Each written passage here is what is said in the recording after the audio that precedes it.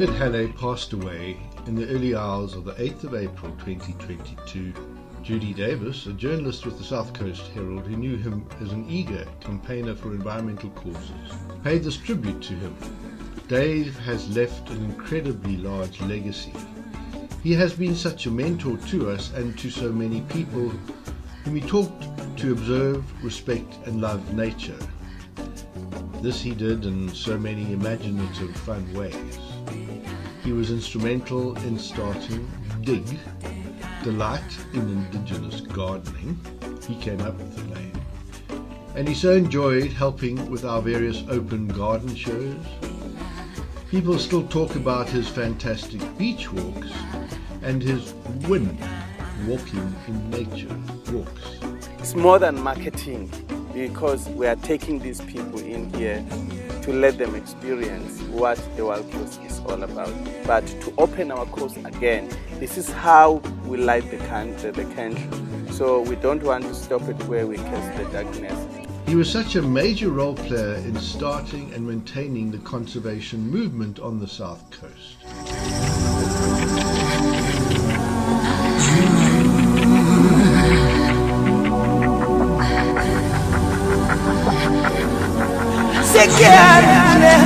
But Dave pushed the boundaries and showed as much interest in the neighbouring Wild Coast community of the Amadiba, and he helped shatter the barriers of geography, history, race and culture that the Mtamvuna River Bridge symbolized when on the 19th of July 2008, on a spring-tide winter day, Dave mobilized the South Coast residents to join with the Amadiba community to oppose the mining of their ancestral lands.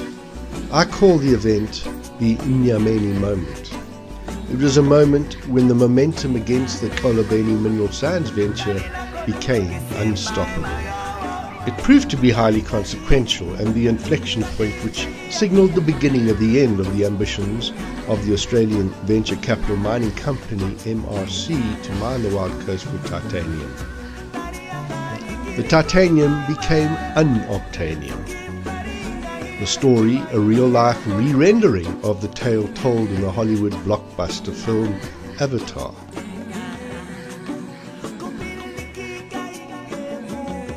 Well, Dave inspired me to document the experience, and this is how I describe it in one of the chapters of my book, The Promise of Justice. The chapter starts with an ironic quote from Jacinta Rocha, the Deputy Director of the Department of Minerals. People are wasting their time toy-toying on the beach and should follow correct procedures by lodging an official appeal with the department or going to court. So how did it all come to pass? The trigger was the lodging of a mining rights application by MRC 15 months earlier to mine this 22-kilometre stretch of the Wild Coast. Xolobeni, given the scale, it has the potential to be one of the largest low-cost operating mines in the world for the production of mineral sands. And their media release described it as a milestone. We thought millstone or tombstone would be better wording. My YouTube channel has a long list of films that provide chapter and verse of what happened to bring us to the point when South and Wild merged, when the barriers of both geography and history were bridged to unite citizens in determined opposition. We were not sure if it was a march or a walk. We were deciding how best to describe the unusual protest event, a 7-kilometre solidarity walk to join up with the Wild Coast residents starting from the Wild Coast Sun Casino Hotel and finishing at the Mnyameni estuary, which is bang in the middle of this pristine coastal area. On the one hand, we reasoned that since many of the South Coast residents would be older and perhaps not quite up to toy-toying, and that since the occasion would not be a formulaic handover of a memorandum to a government official sort of event, it was not strictly a march of angry protesters. On the other hand, we knew that the Wild Coast residents, led by the Amadiba Crisis Committee, represented widespread local opposition to any mining activities and would want to march rather than walk. Okay, let's simply use both words and tell supporters they will be marching with their left legs and walking with their right legs. The other issue was to make sure that media covered the event to help get the message across to government. We could ask the Bateleurs to fly a cameraman overhead and maybe 50-50 will cover the event. Great idea, everyone agreed. So in response to our formal flight request to the Bateleurs, Nora Creer, the director, called me. Thanks, John, I've received your request. But we've decided that the Bateleurs want to do something special. Mining the Wild Coast can't be allowed to happen. We want to do a formation flight. I will let you know how many pilots I can muster.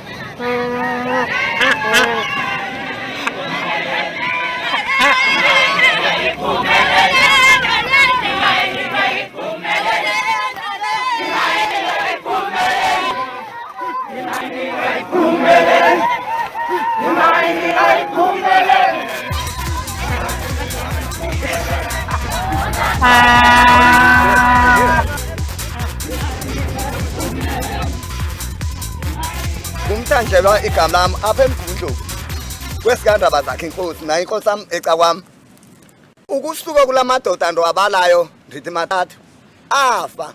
All those people, the great-grandparents he has mentioned, have all died and they are on this land. He doesn't know if they are talking about mining, how is he going to carry and take up these people who are buried on this land?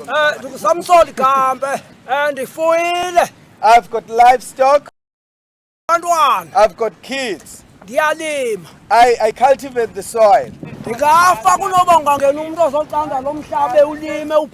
I'd rather die than allow this land to be mined. As we mourn David now, we can be consoled by the speech on the beach he gave.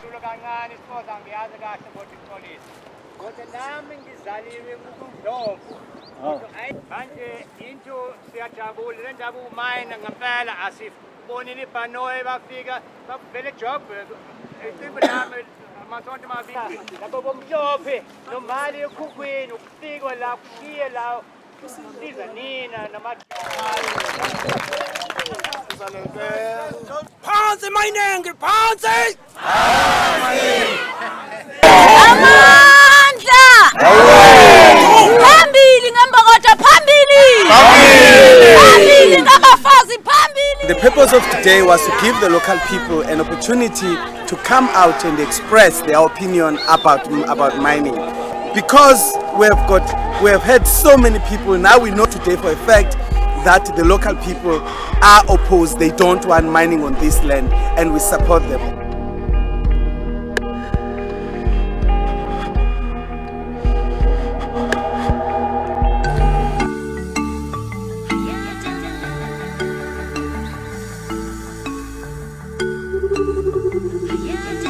Two weeks later, on the 4th of August 2008, Mark Caruso posted a notice to his shareholders that the Director General had in fact already awarded a limited mining right for the Kwanyana block.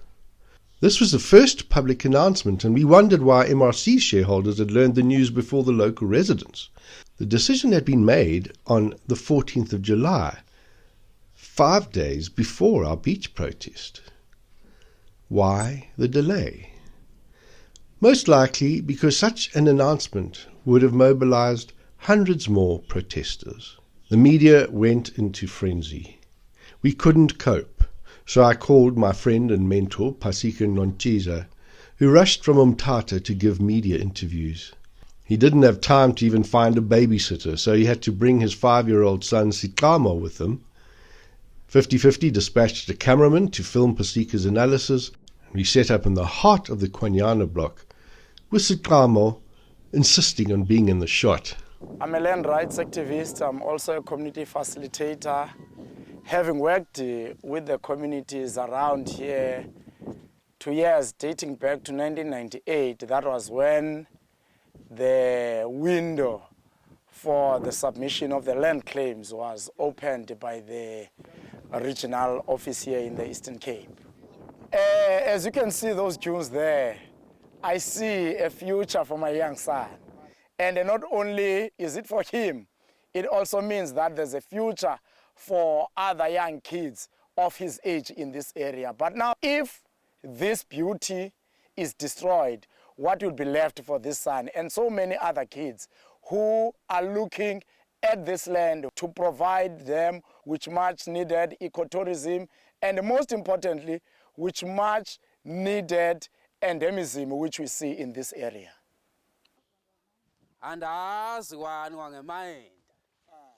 That's one on a mind.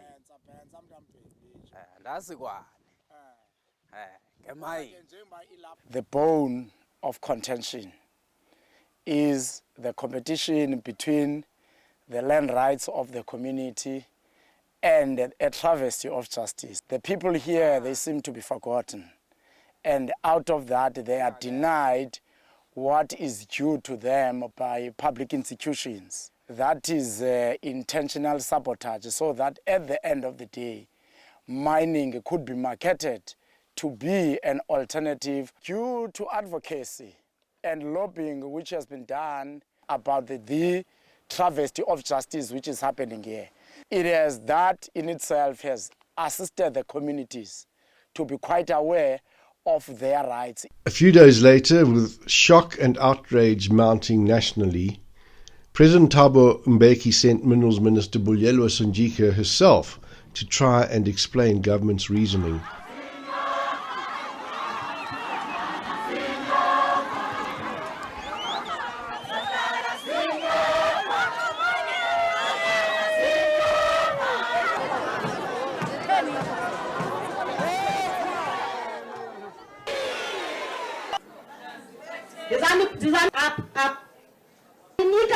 umzekelo omnye qha ngale nto yenzeka apha eXolobeni zayiyeka la semhlonhlo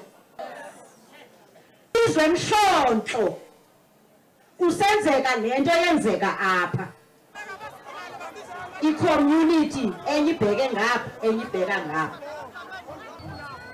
ndathi xa ndisabela kwathiwa kukho umntu ongu-Richard Poor oyehlule phakathi i-community ngomlungu.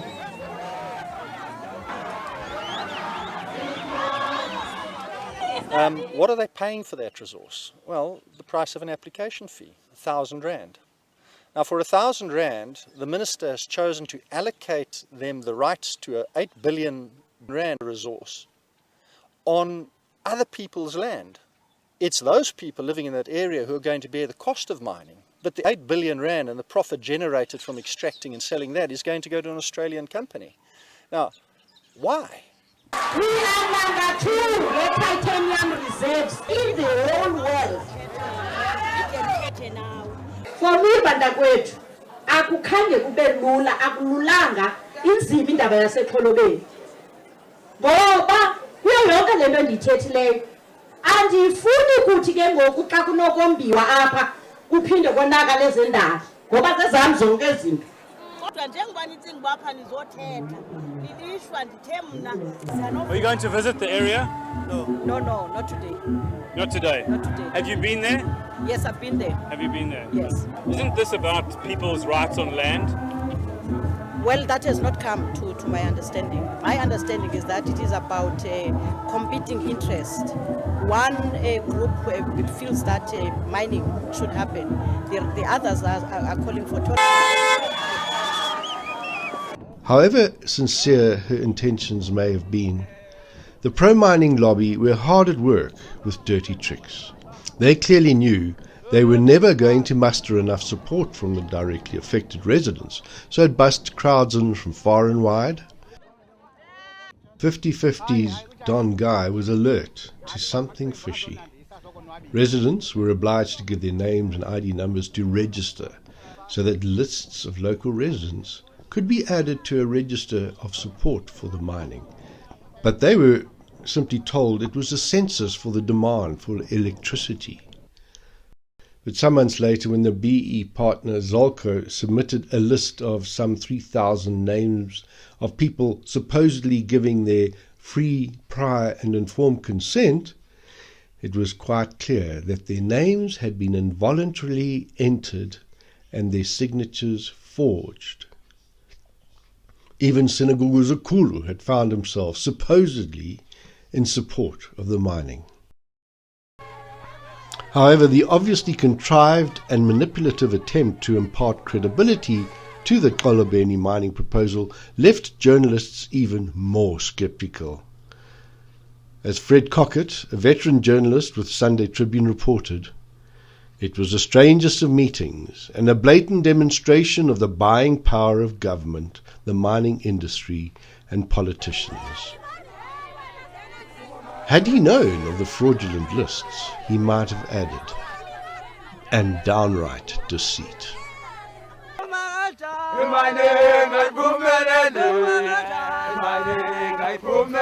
The coastal residents of the Amadiba were incensed at the minister's outrageous comments, and led by the chair of the crisis committee, Bazuka Khadebe, insisted that she return for another consultation.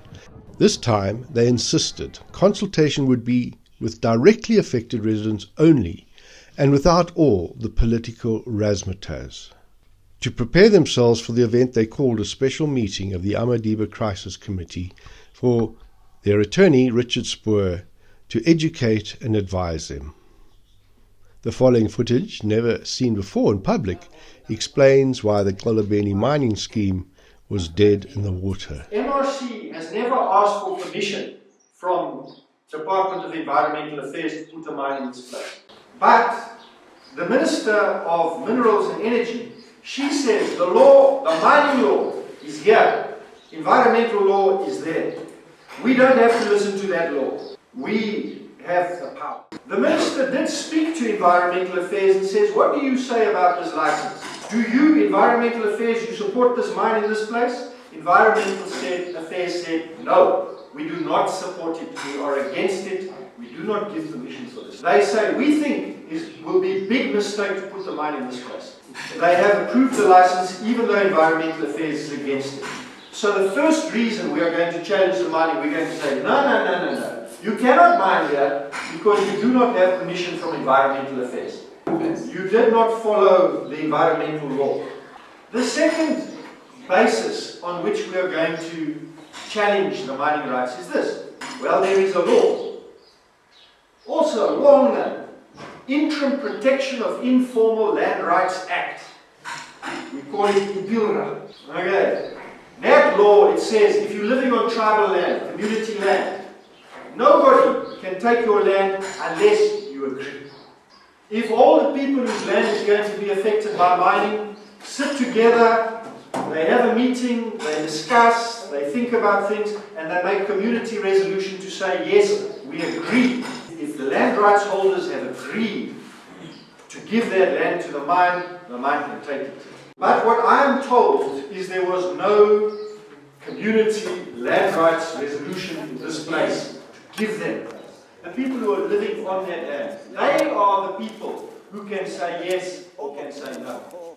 The other thing is this, when the minister decides to approve mining, she must say, is this mining, is it a good thing, is it a bad thing? And what must she say? She must say, is this a good thing for the people?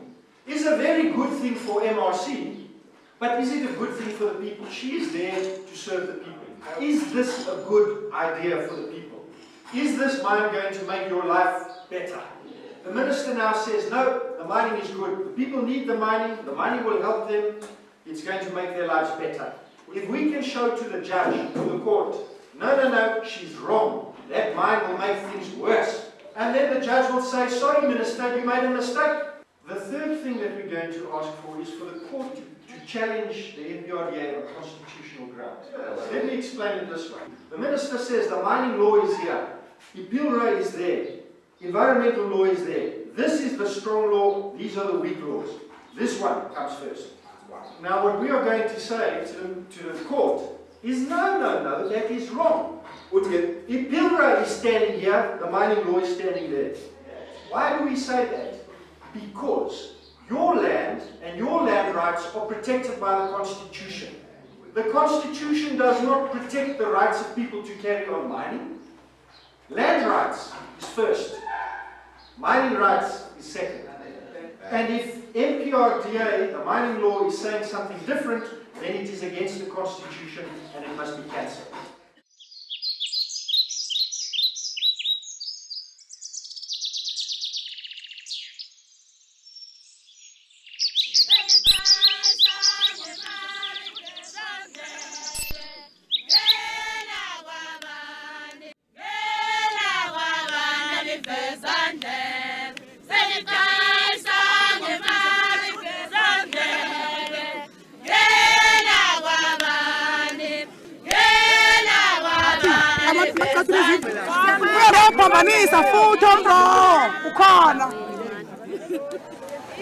A few weeks later, Minister Sonjika returned to hear firsthand why people on the ground objected so strongly to the proposed mining.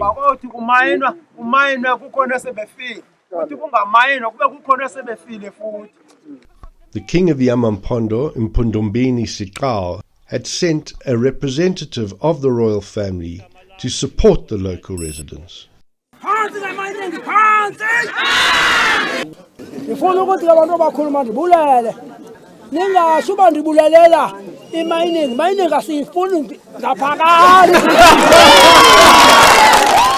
Ndiyaphinda ndithi kuni ndiyaxolisa bendingazazi izinto ezininzi enizithethe apha zohlukile kwizinto ebendizivileyo. Le ndaba yomhlaba ngumhlaba wamampondo lona ninyanisile, and futhi xa kuza kwenzeka izinto emhlabeni kufanele abantu bomhlaba bahambe phambili.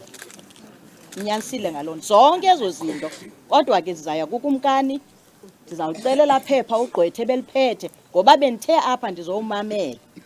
Ndinivile ke ngoku ndizaya kukumkani ndiye kuchief sibuye ke ngoku ku-organize omnye umhlangano esizawubuya siniphakele ke ezo ndaba sawube siziphaka. Ndiyabulela kakhulu. The principle is about environment for sustainable development. And this is really... It's not about people's land rights. It's all about that. And again, this is about sustainable development. It's about rights. It's about land. It's about all of that. And I want to talk to the camera, and I hope you will record this one. Yes. It's not about human rights being violated. It's a process of consultation which was not done properly. Following week, a terse announcement came from the department. Xolobeni mining right will not be executed as planned on the 31st of October, pending the outcome of an appeal lodged by the lawyers of the Amadiba Crisis Committee.